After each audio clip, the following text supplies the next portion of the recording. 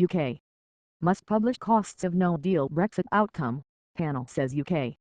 Prime Minister Theresa May must commission and publish a thorough assessment of the consequences of Britain walking away from the European Union without a deal, a cross-party panel of lawmakers said on Tuesday. The Premier's assertion that no deal is better than a bad deal is unsubstantiated, and failure to reach an agreement would damage both the UK and the EU, the House of Commons Brexit Committee said in a report which split its members. 6 of the 16 lawmakers present when it was finalized voted for it not to be published. Without an economic impact assessment of no deal and without evidence that steps are being taken to mitigate the damaging effect of such an outcome, the government's assertion that no deal is better than a bad deal is unsubstantiated, Committee Chairman Hilary Benn said in an email. Parliament must be in an informed position to decide whether a proposed deal is, in fact, better or worse than no deal. May, who said she was seeking a bold and ambitious free trade deal as she triggered the 2-year process for Britain to quit the bloc on March 29, has already run into headwinds before formal talks begin.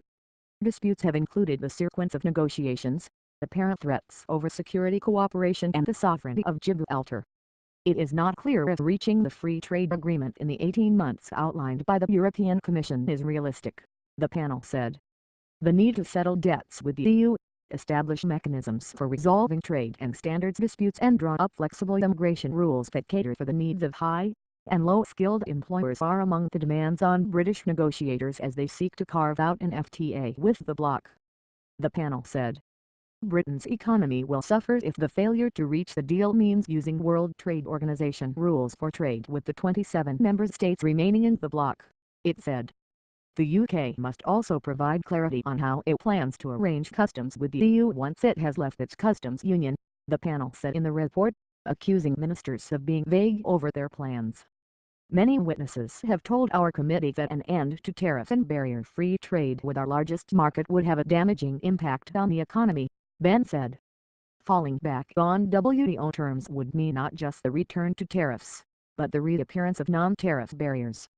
That would mean more paperwork, border checks and bureaucratic requirements for British companies trading with the EU. For many businesses these can be far more costly than the actual tariff itself.